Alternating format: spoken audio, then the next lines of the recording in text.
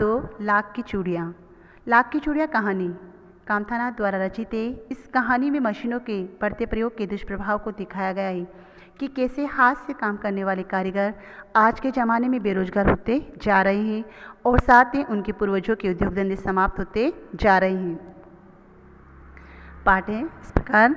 सारे गांव में बदलू मुझे सबसे अच्छा आदमी लगता था, क्योंकि वे मुझे सुंदर सुंदर लाख की गोलियां बनाकर देता था। मुझे अपने मामा के गांव जाने का सबसे बड़ा चाव था। मामा के जाने का बड़ा सबसे ज़्यादा शौक़ था कि जब मैं वहाँ से लौटता था तो मेरे पास ढेर सारी गोलियाँ होती, रंग बिरंगी गोलियाँ जो किसी भी बच्चे का मन मोह ले।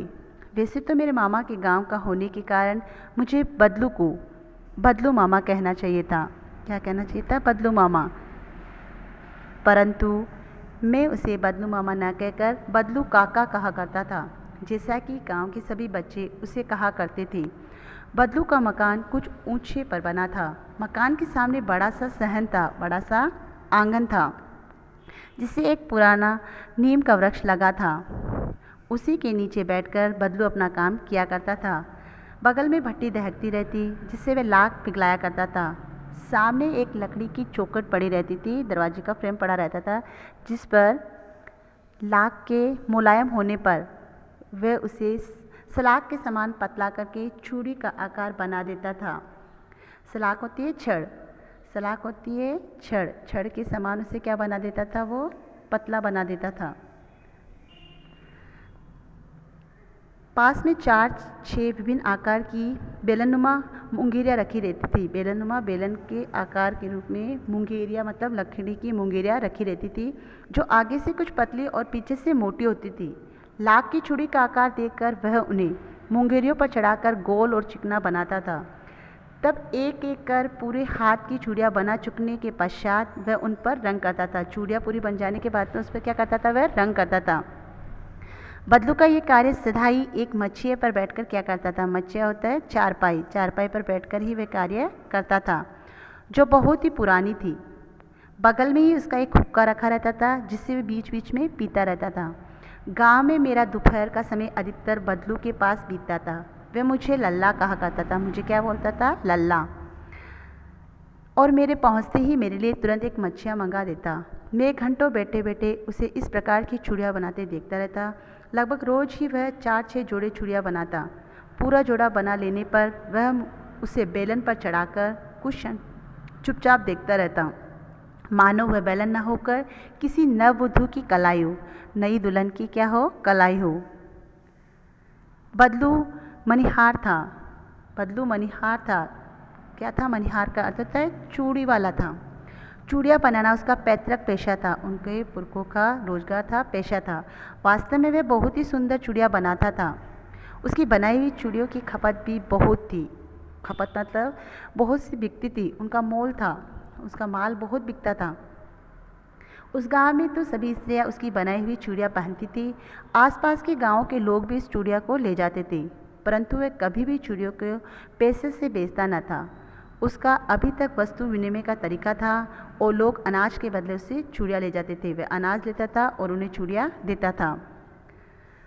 बदलू स्वभाव से बहुत सीधा था। मैंने कभी भी उसे किसी से झगड़ते नहीं देखा। हाँ, शादी विवाह के अवसरों पर वह अवश्य जिद पकड़ जाता था। जीवन भर चाहे कोई उससे मुफ्त चूड़ियाँ ले जाए, परंतु विवाह के अवसर पर वह सारी कसर निकाल देता था। आखिर सुहाग के जोड़े का महत्व ही और होता है। मुझे याद है, मेरे मामा के यहाँ किसी लड़की के विवाह पर जरा सी किसी बात पर बिगड़ गया था और फिर उसको मनाने में लोहे लग गए थे। बहुत कठिनाई हुई बदलू मामा को मनाने में। विवाह में इसी जोड़े का मूल्य इतना बढ़ जाता है कि उसके लिए उसके घरवाले को सारे वस्त्र मिलते हैं, ढेरों सारा अनाज मिलता है, उसको अपने लिए पगड़ी मिलती है और रुपये जो मिलते हैं सो अलग। यदि संसार में बदलू को किसी बात से चिढ़ थी तो वह थी कांच की चूड़ियों से। यदि किसी भी स्त्री के हाथों में से कांच की चूड़ियाँ दिख जाती तो वह अंदर ही अंदर कुढ़ उठता, उनसे ईर्ष्या करता, कभी कभी तो 2-4 बातें भी सुना देता। मुझसे तो वह घंटों बातें किया करता था। कभी मेरी पढ़ाई के बारे में पूछता, कभी मेरे घर के बारे में और कभी उस शहर के जीवन के बारे में। मैं उससे कहता, कि शहर में सब कुछ कांच की चूड़ियाँ पहनते हैं, शहर में सब कांच की चूड़ियाँ पहनते हैं, इसकी कांच की चूड़ियाँ पहनते हैं। तो वह उत्तर देता, शहर की बात और है लल्ला, वहाँ तो सभी कुछ होता है, वहाँ तो औरतें अपने मर्द का हाथ पकड़कर सड़कों पर घूमती भी है, और फिर उनकी कलाइयाँ नाजुक होती है ना, लाख की चूड़ियाँ पहने तो मोच ना आ जाए। कभी कभी बदलू मेरी अच्छी खासी खातिर भी करता। जिन दिनों उसकी गाय के दूध होता वह सदा मेरे लिए मलाई बचा कर रखता, और आम की फसल में तो मैं रोज़ ही उसके यहाँ से 2-4 आम खा आता। परंतु इन सब बातों के अतिरिक्त जिस कारण वह मुझे अच्छा लगता था वह यह था कि लगभग रोज़ ही वह मेरे लिए 1-2 गोलियाँ बना देता। मैं बहुधा हर गर्मी की छुट्टी में अपने मामा के यहाँ चला जाता और 1-8 महीने वहाँ रहकर स्कूल खुलने के समय तक वापस आ जाता। परंतु 2-3 बार ही मैं अपने मामा के यहाँ गया होऊंगा। तभी मेरे पिता की एक दूर के शहर में बदली हो गई और एक लंबी अवधि तक मैं अपने मामा के गांव न जा सका। तब लगभग 8-10 वर्षों के बाद जब मैं वहां गया तो इतना बड़ा हो चुका था कि लाख की गोलियां में मेरी रुचि नहीं रह गई थी। अतः गांव में होते हुए भी कई दिनों तक मुझे बदलू का ध्यान न आया। इस बीच मैंने देखा कि गांव में लगभग सभी स्त्रियां कांच की चूड़ियाँ पहने हैं। विरले ही हाथों में मैंने लाख की चूड़ियाँ देखी।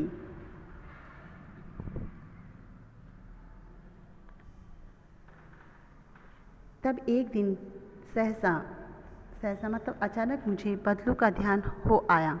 बात यह हुई कि बरसात में मेरे मामा की छोटी लड़की आंगन में फिसलकर गिर पड़ी और उसके हाथ में कांच की चूड़ी टूटकर उसकी कलाई में घुस गई और उससे खून बहने लगा।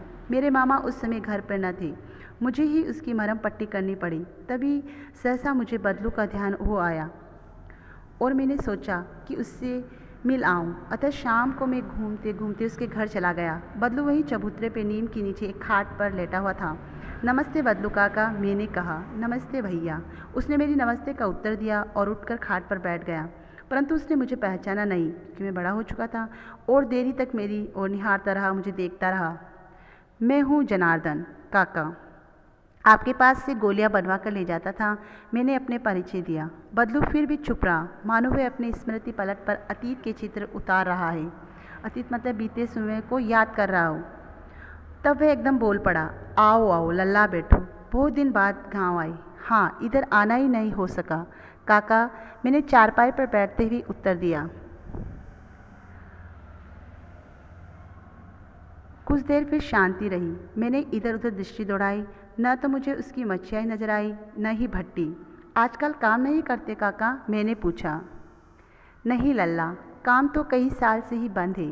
मेरी बनाई हुई चूड़ियाँ कोई पूछे तब तो।